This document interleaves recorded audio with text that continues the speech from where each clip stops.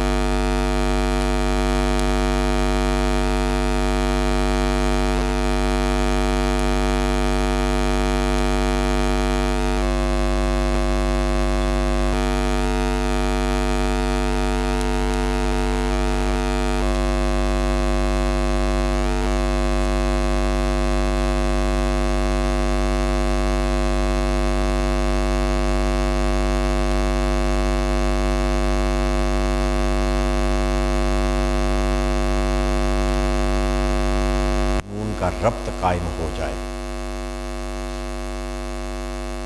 ایک تو ہمیں یہ معلوم ہونا چاہیے کہ اسلام وسیع تر معنوں میں وہی دین اور وہی مذہب ہے جو ابتدا سے چلا آ رہا ہے۔ حضرت آدم علیہ السلام کا دین بھی اسلام تھا، حضرت عیسیٰ علیہ السلام تک تمام انبیاء کرام علیہ السلام جو ہیں ان کا سب کا دین اسلام ہی تھا، لیکن درمیان میں یہ پہچانیں آئی ہیں، آسمانی مذاہب جو ہیں ان میں 3 عنوانات کے اندر اب وہ تقسیم ہو چکے ہیں، اور یہ آپ سن چکے ہیں کہ ایک یہودیت ہے، ایک نصرانیت ہے جسے عیسائیت بھی کہا جاتا ہے، اور ایک اب اسلام کے نام سے۔ اسے سادہ سے لفظوں میں یوں سمجھ لیں کہ جیسے یہ دریا جو ہیں چشموں سے نکلے ہیں، اور پانی وہی ہوتا ہے، چشموں سے جب وہ نکلے آگے جا کر مختلف علاقوں کے اندر جب وہ گزرتے ہیں، پانی تو وہی ہوتا ہے جو پیچھے سے آ رہا ہے، لیکن پھر ان کے الگ الگ نام بن جاتے ہیں۔ نہیں کہا جاتا ہے کہ یہ وہ دریائے راوی ہے، وہ یہ دریائے سندھ ہے، دریائے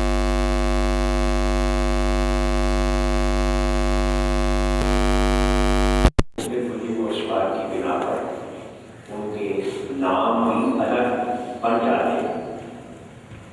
تو دین تو بنیادی طور پر وہی ایک ہے کہ اللہ اپنے بندوں کی رہنمائی کے لیے اپنے انبیاء کرام علیہ السلام کے ذریعے سے، اور یہ پیچھے آپ سن چکے ہیں کہ ہمیشہ آپ دیکھیں کہ تجزیہ کرتے ہیں جو ہمارا کلمہ طیبہ ہے، لا الہ الا اللہ محمد رسول اللہ، کیونکہ میں نے آپ کو بتایا تھا کہ اس کا پہلا جز، ہر نبی کی تعلیمات کا پہلا سبق، بنیادی نقطہ وہ یہی رہا، پہلا حصہ لا الہ الا اللہ۔ آدم علیہ السلام سے لے کر حضرت عیسیٰ علیہ السلام تک ہر نبی نے سب سے پہلا درس جو دیا ہے قوم کو وہ یہ توحید کا درس، لا الہ الا اللہ۔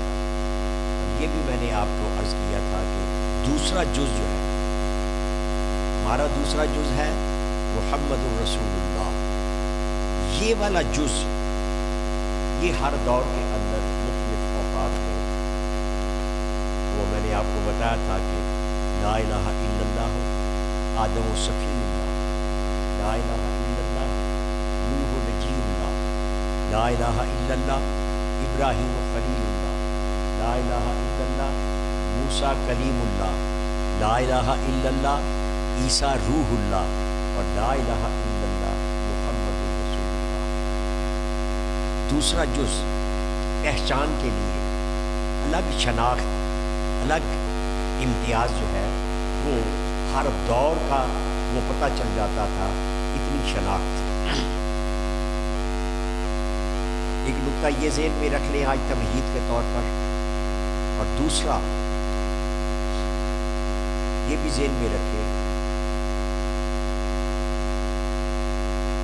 نبی کریم صلی اللہ علیہ وسلم کا اب جو دین ہے، آج میں نے جو آیت کریمہ پڑھی، وہی اللہ جس نے آدم علیہ السلام سے لے کر حضرت عیسیٰ علیہ السلام تک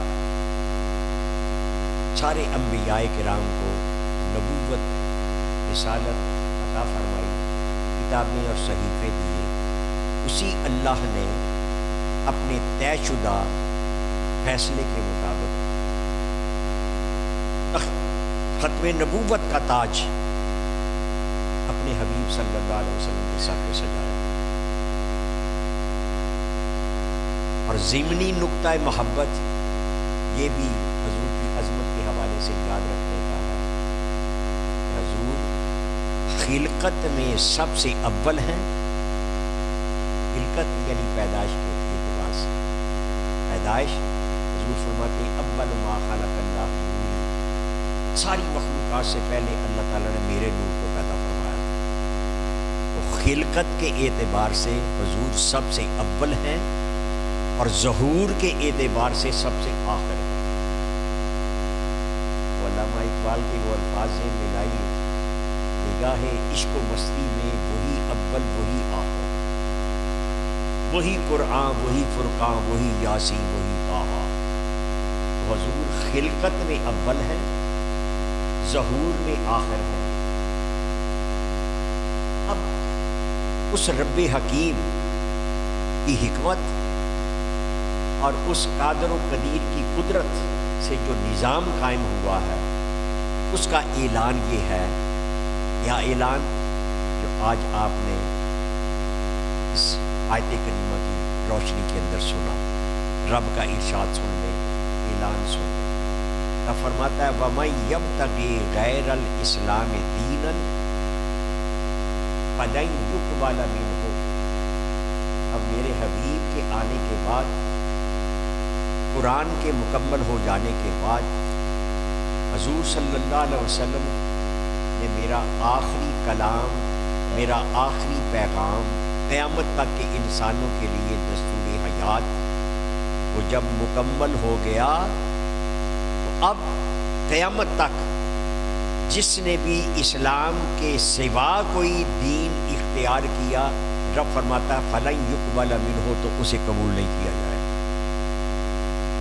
اب اگر کسی نے اللہ کی بارگاہ کے اندر رسائی حاصل کرنی ہے، اس کی معرفت حاصل کرنا ہے، اس کا قرب حاصل کرنا ہے، اس کو راضی کرنا ہے، تو صرف ایک ہی راستہ ہے، اے میرے حبیب آپ اعلان کر دیں، دو ٹوک انداز کے اندر ان کو بتا دیں، قل ان کنتم تحبون اللہ، تم اعلان کر دو کہ اگر تم اللہ سے محبت کے دعوے دار ہو، اللہ سے محبت کرنا چاہتے ہو، تو راستہ صرف ایک کیا ہے، فاتبعونی، میری اتباع، میری پیروی کرو۔ اب بارگاہ الوہیت کے اندر دروازہ جو پہنچائے گا اس کے دربار کے اندر، وہ دروازہ محمد مصطفیٰ صلی اللہ علیہ وسلم کا دروازہ،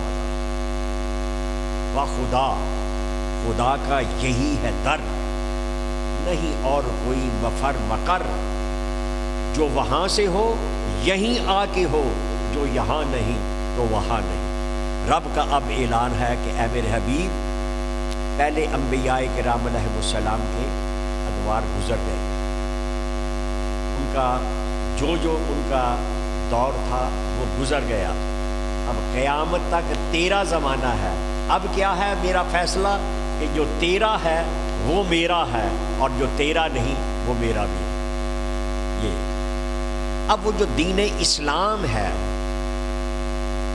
اس کے جو ماننے والے ہیں ان کے کچھ فرائض ہیں، ان فرائض کے اندر ایک اہم ترین فریضہ تبلیغ کا معنی پہنچانا، پہنچانا، دوسروں تک اللہ کا کلام، اللہ کا پیغام پہلے خود سمجھنا، بندہ خود سمجھے گا، یاد کرے گا، یاد رکھے گا تو پھر دوسروں تک پہنچائے گا۔ تو وہ ایک اہم ترین فریضہ جو ہے وہ ہے تبلیغ۔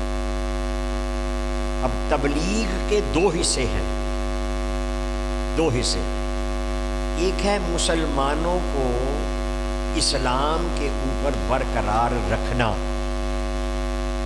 اور دوسرا ہے غیر مسلموں کو اسلام کی دعوت دینا۔ تبلیغ کے دو حصے ہو گئے، ایک تو غیر مسلم جو ہیں ان کو دعوت دینا کہ بھی آؤ اس دین کی طرف آؤ، اور دوسرا یہ کہ جو اس دین کے ماننے والے ہیں، جن کا دعویٰ یہ ہے، جو یہ کہتے ہیں، سمجھتے ہیں کہ ہم مسلمان ہیں، ان کو بھی اسلام کا جو چشمے کا اصل پانی ہے وہ پلاتے رہنا تاکہ ان کی صحت برقرار رہے۔ اب یہ تو جانتے ہیں نا کہ چشموں کے پانی جہاں سے چشمے پھوٹتے ہیں ان کے اندر بڑی خالصیت ہوتی ہے۔ چشموں کے پانی جو ہیں وہ لوگ ڈھونڈتے ہیں کیونکہ آگے جا کر پھر کئی طرح کی کوئی میل شامل ہو گئی، کوئی کوڑا کرکٹ، کوئی تنکے، کوئی اور کئی رنگتیں جو ہیں اس کے اندر شامل ہو جاتی ہیں۔ تو چشموں کا اصل پانی وہ ہماری موجودہ دور کی مروجہ ایک اصطلاح میں جسمانیات کی صحت جہاں پائی تو وہ کہتے ہیں ملٹی وٹامن ود منرلز، کہ وہ ایسا کوئی ٹونک ہے اس کے اندر سارے وٹامنز جو انسانی صحت کے لیے، جسم کے لیے ضروری ہوتی ہیں وہ سارے پائے جاتے ہیں، بلکہ اس کے آگے جزیات وہ جو ہیں وہ بھی سارے مل جاتے ہیں۔ تو قرآن و سنت وہ اصل چشمہ ہے جو کہ جہاں سے صحت مند ایمانیات، اگر کوئی اپنے ایمان کی صحت اور سلامتی چاہے، اس کو برقرار رکھنا چاہے، تو وہ قرآن و سنت کے چشمے جو ہیں اصل وہاں سے پانی پیے یا جو وہاں سے لے کر آتے ہیں۔ ایسا بھی ہوتا ہے نا کہ آب زمزم جو ہے ہزاروں سال سے پیا جا رہا ہے، وہاں پہنچ کر پینا یہ بھی ٹھیک ہے، اور اگر کوئی اب حاجی صابر صاحب ہر سال ہی چلے جاتے ہیں جی چشمہ پانی لے کر آتے ہیں نا آب زمزم، جو جاتے ہیں قسمت والے، اللہ پاک سب کو لے جائے، تو وہاں سے پھر وہ پانی جو ہے وہ خالص پانی وہ مل جاتا ہے۔ تو اسلام کے تبلیغ کے اب دو نقطے ہمارے سامنے آ گئے۔ نمبر ایک، شروع سے لے کر یہی دین اور مذہب ہے،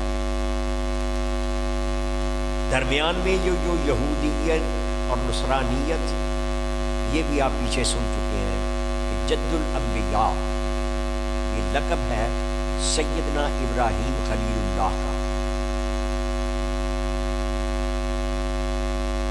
ان کے بارے میں یہودیوں نے کہا کہ ابراہیم یہودی ہے، نصرانیوں نے کہا کہ ابراہیم نصرانی ہے۔ تو قرآن نے کیا کہا؟ قرآن نے کہا ما کانا ابراہیم و یہودیم ولا نصرانیہ، ابراہیم نہ یہودی تھے نہ نصرانی، کیا ولیکن کان حنیفا مسلما، وہ تو یکسو ہو کر اپنے رب کی بارگاہ میں جھکنے والے مسلم تھے۔ تو وہ جو اسلام کی شناخت ہے، اب آج آپ نے جو آیت کریمہ سنی، رب فرماتا ہے کہ اب سن لو دنیا والو، وَمَن يَبْتَغِ غَيْرَ الْإِسْلَامِ دِينًا، جس نے اسلام کے سوا کوئی اور دین تلاش کیا یا بنایا یا اپنا اس نے تصور کر لیا کہ میرا فلاں دین ہے، فَلَن يُقْبَلَ مِنْهُ، تو اسے قبول نہیں کیا جائے گا۔ اب اگر قبولیت کسی کو ملے گی تو میرے حبیب صلی اللہ علیہ وسلم کی رسالت اور نبوت کا اقرار کرنے والے ہی میری بارگاہ تک رسائی حاصل کریں گے، اور نہ صرف کہ یہاں دین اسلام کے سوا اب قیامت تک کوئی اور قبول کیا جائے گا، اور جو یہ دعوے دار ہو تو وہ صرف دنیا کے اندر نہیں، وَهُوَ فِي الْآخِرَةِ مِنَ الْخَاسِرِينَ، آخرت کے اندر بھی وہ خسارے والوں میں ہوگا۔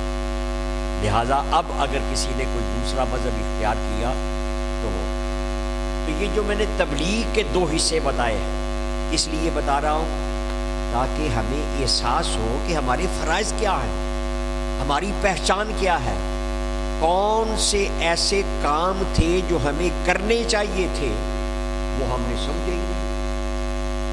اب دیکھیں نبی کریم صلی اللہ علیہ وسلم کا ایک ارشاد یہ ہے، فرمایا بلغوا انی ولو کان آیا، حضور نے فرمایا کہ سب کے سب مبلغ بن جاؤ، تبلیغ کیا کرو اگرچہ ایک آیت ہی ہو۔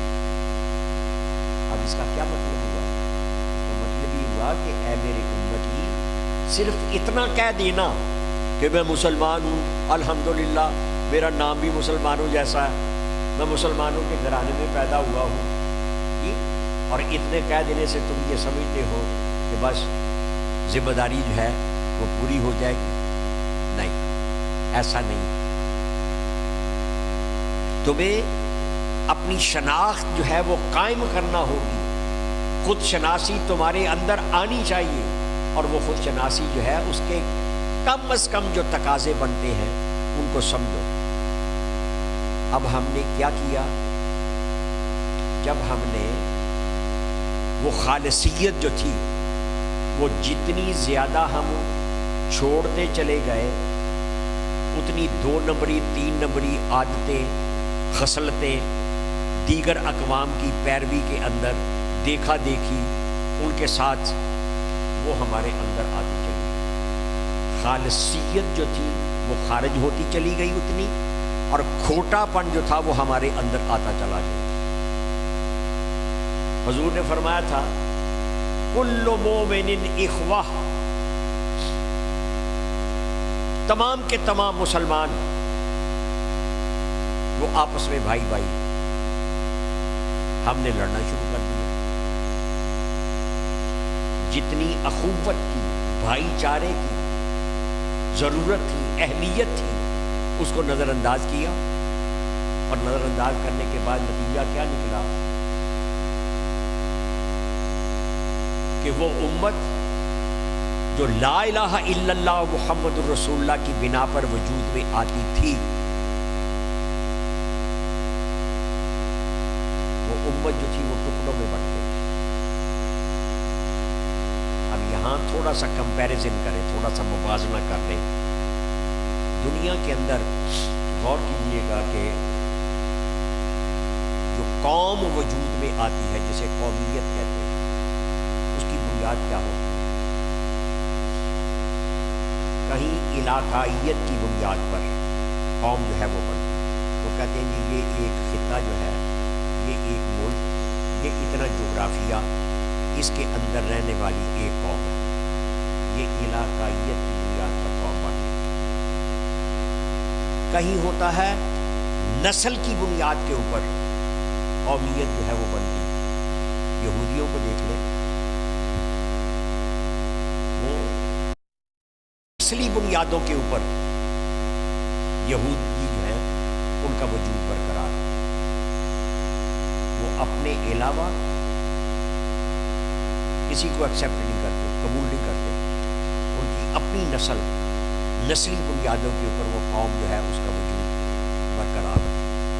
کہیں رنگت کی بنیاد پر کہتے ہیں جی کالے ایک قوم، گورے ایک قوم۔ کہیں رنگت کی بنیاد پر، کہیں نسلیت کی بنیاد پر، کہیں علاقائیت کی بنیاد پر۔ اب اس کے مقابلے میں دیکھیں کہ مسلمان قوم وہ کیسے وجود میں آتی ہے۔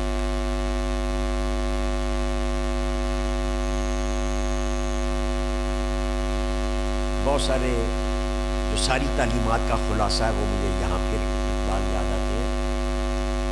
وہ کہتے ہیں اپنی ملت کو قیاس اقوام مغرب سے نہ کر، کہ اے مسلمان جو امت مسلمہ ہے اس کو یہ جو مغربی اقوام یا غیر اقوام ہیں ان کے اوپر قیاس نہ کرنا. کیوں نہ کریں؟ کہا کہ وہ علاقائیت کی بنیاد پر، کہیں رنگت کی بنیاد پر، کہیں نسلیت کی بنیاد پر وجود میں آتے ہیں. تو کہا کہ امت مسلمہ کیسے وجود میں آتی ہے؟ اپنی ملت کو قیاس اقوام مغرب سے نہ کر، خاص ہے ترکیب میں قوم رسول ہاشمی. اس کی اجزائے ترکیبی الگ. یہ کیا اجزائے ترکیبی ہے؟ اور اس موضوع کو جو چھیڑا گیا ہے اس کی بھی حکمت ساتھ ساتھ دہراتا چلا جاؤں تاکہ ربط جو ہے وہ ذہن کے اندر قائم رہے کہ آج 10واں خطبہ اس سلسلے کے اندر کہ موجودہ عالمی حالات جو ہیں وہ ہمیں کدھر لے جا رہے ہیں، ہمیں جانا کدھر کو چاہیے، اور ہم کدھر جا رہے ہیں، کدھر ہمیں لے جایا جا رہا ہے، کدھر ہمیں دھکیلا جا رہا ہے. حضور کی ملت، حضور کی امت وہ ایک نظریے کی بنیاد کے اوپر وجود میں آتی ہے. یہودی کہتے ہیں ہم اپنی نسل کے علاوہ اور کسی کو یہودی ماننے کے لیے تیار نہیں. گورے کہتے ہیں ہم تو بڑے فائق ہیں اپنی رنگت کی بنیاد پر، وہ کالوں کو اپنے ساتھ ملاتے ہی نہیں. اس کے مقابلے کے اندر کملی والے آقا کی امت کیسے وجود میں آتی ہے؟ علاقائیت کی بنیاد پر نہیں. کیسے وجود میں آتی ہے؟ ایک کلمہ لا الہ الا اللہ محمد رسول اللہ کی بنا پر.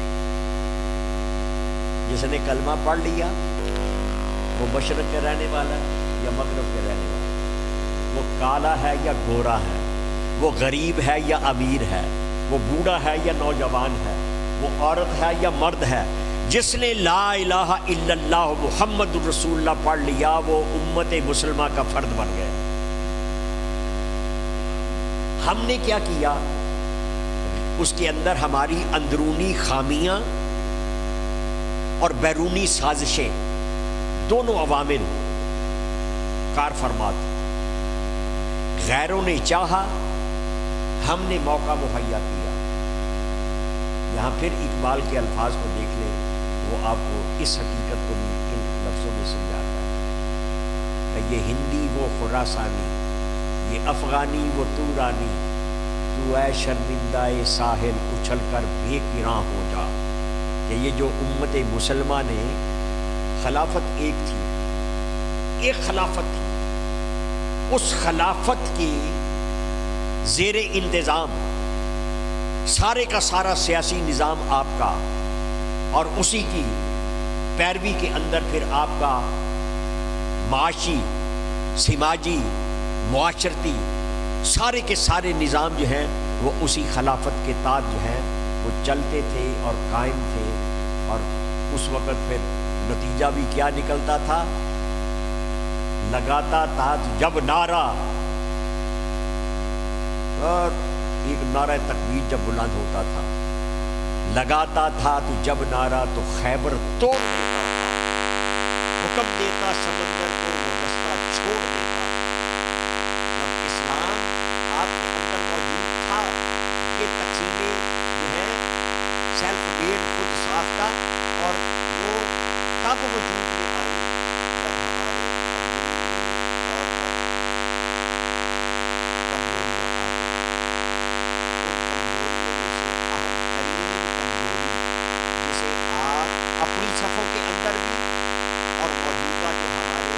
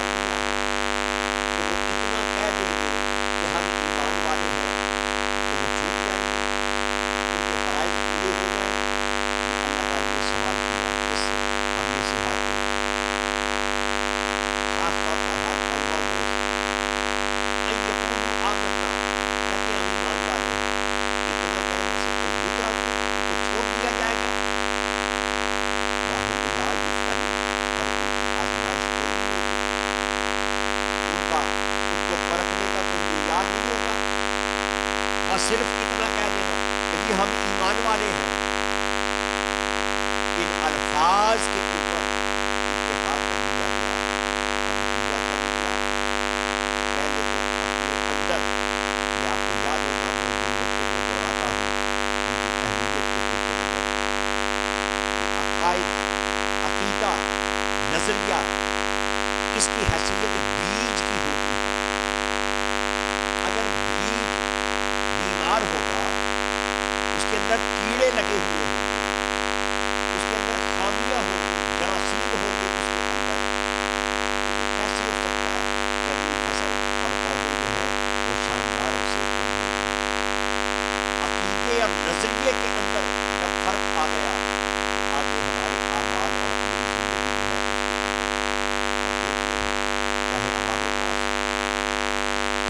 اور چاہے حماس، بالا تر طبقات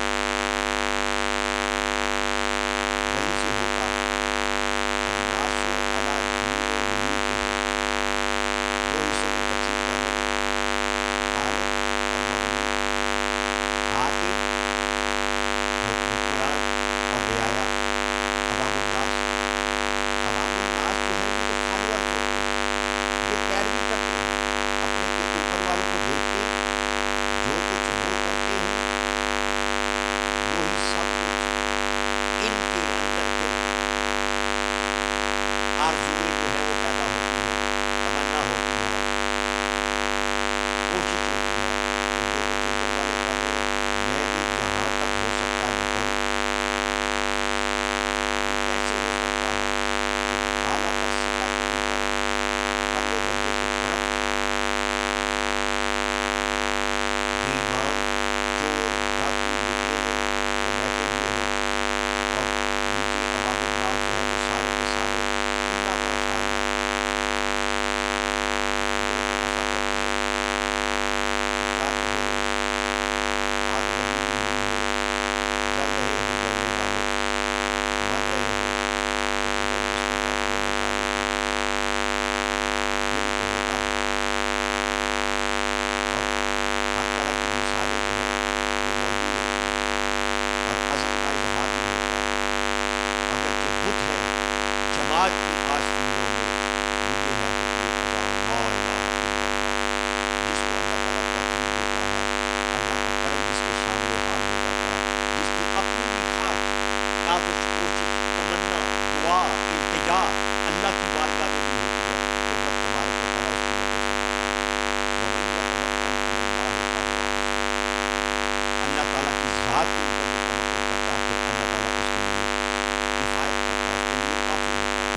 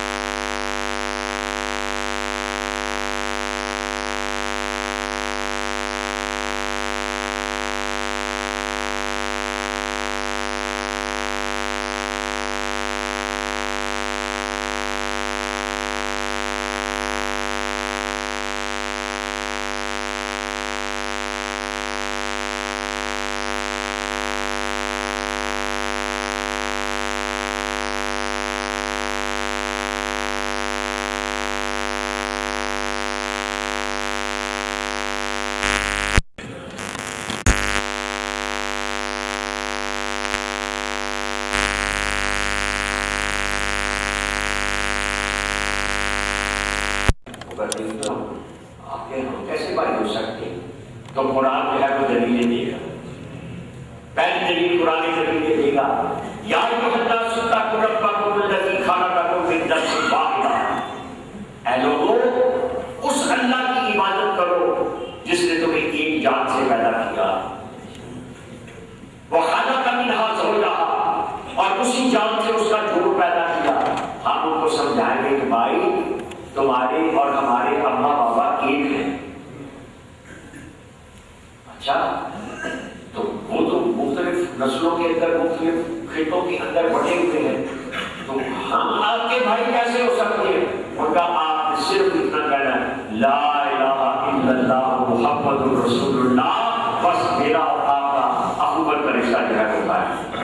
بتائیں اور کسی مذہب کے پاس اور کسی قوم کے پاس یہ ایسا نظریہ افاقیت رکھنے والا جو ہے وہ موجود ہے انسانی مساوات کا؟ تو یہ اسلام کی وہ خوبیاں ہیں جن کا ہمیں خود ان کی شناسائی ان کی شناخت ان کا احساس ہونا چاہیے اور آگے پھر ان کے اوپر خوشی کرتے ہوئے فخر کرتے ہوئے اللہ کا شکر ادا کرتے ہوئے اس کے تقاضے پورے کرتے ہوئے پھر تبلیغ کے دونوں حصے جو ہیں کہ مسلمانوں کو اسلام پر برقرار رکھنا اور غیر مسلموں کو اسلام کی دعوت دینا. یہ میرا اور آپ کا ہر ایک کا انفرادی فریضہ ہے. یہ صرف مولویوں کا کام نہیں. اللہ تعالیٰ ہم میں سے ہر ایک کو اپنے فرائض پہچانے اور ادا کرنے.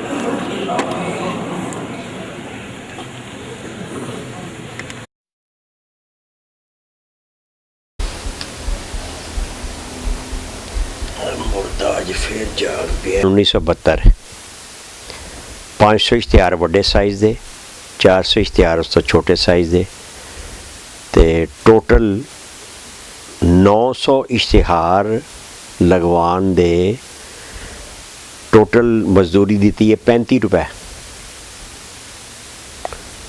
ہوں 35 روپیاں دے وچوں ایک محلے دے وچ نہ لان اس لاہور دے وچ مختلف جگہ دے تے لگوائے نے. 1250 اشتہار ان دی چھپوائی ہے جڑی ٹوٹل 150 روپیہ 20 روپے 30 پتنگا پریس 81 20 پوسٹر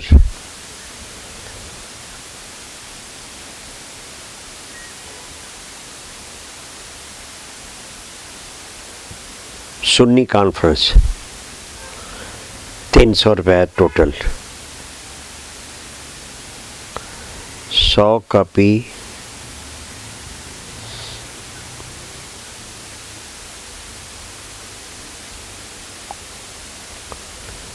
پانچ رم چھپوائے نے 300 روپے دے وچ. اللہ اکبر کتھے دی کتھے گل جا پہنچی.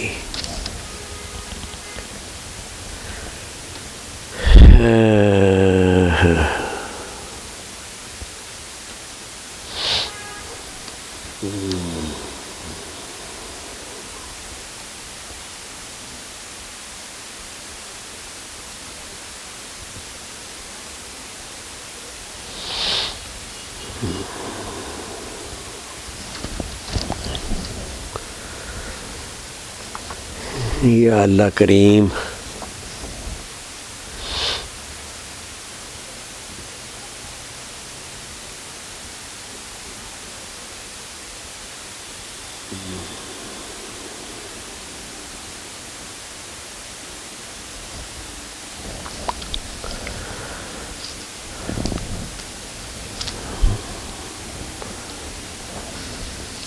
یہ میں پیکٹ بنا کے تے بھیجے سن.